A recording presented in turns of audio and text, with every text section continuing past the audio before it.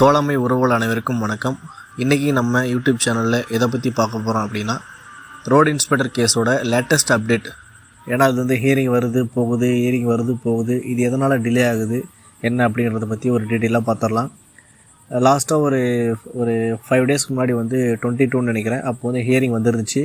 34 serial நம்பரில் வந்துருந்தது. அப்போ வந்து கேஸ் ரீச் ஆகலை. அதுக்கு முன்னாடி வந்து இருந்த வழக்கு வந்து விசாரணை ரொம்ப நேரம் போனதுனால இந்த வழக்கு வந்து விசாரணைக்கு வரலை. அதுக்கப்புறம் பார்த்திங்கன்னா இப்போ 29/1/2025 நாளைக்கு வந்து இந்த வழக்கு விசாரணைக்கு வர இருக்குது. இது பார்த்திங்கன்னா 24வது சீரியல் நம்பரில் இருக்குது.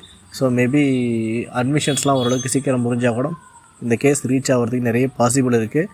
ஸோ டிலே ஆகிறதுக்கு என்ன காரணம் அப்படின்னா, பெட்டிஷனர் சைடு, அதாவது வந்து ஐடி சைடு வந்து போட்டாங்க இல்லையா இங்கே ஹைகோர்ட்டில், அப்போது அவங்க பெட்டிஷனர். இப்போ வந்து சுப்ரீம் கோர்ட்டில் வந்து பிஇ மாணவர்கள் தான் அப்பீல் போயிருக்காங்க. ஸோ பிஇ மாணவர்கள் தான் அங்கே வந்து பெட்டிஷனர். ஸோ பெட்டிஷனர் சைடு வந்து அவங்களோட அட்வொகேட் மென்ஷன் பண்ணி கேஸை கொண்டு வந்தாங்க அப்படின்னா இன்னமும் கொஞ்சம் நேரமாக வந்து விவாதம் நடந்து இந்த வழக்கு கூடிய விரைவில் முடியறதுக்கு வாய்ப்பு இருக்குது. ஸோ அவங்க மென்ஷன் பண்ணாமல் காலம் தாழ்த்துறது ஒரு காரணத்தினாலையும் இந்த வழக்கு டிலே ஆகுது. மற்றும் வேறு வழக்குகள் வந்து விவாதம் வந்து ரொம்ப நேரம் எடுத்துக்கிறதுனால இந்த வழக்கு விசாரணை தள்ளி போயிட்டே இருக்குது. ஸோ நாளைக்கு மென்ஷன் பண்ணி கொண்டு வந்தாங்க, இல்லை அதுவாக ஆட்டோமேட்டிக்காக ரீச் ஆகுது அப்படின்னா நாளைக்கு மேபி ஏதாவது ஒரு விவாதம் நடக்கும். ஏதாச்சும் மேபி நல்லதாக நடக்கலாம். ஸோ நம்புவோம். நன்றி.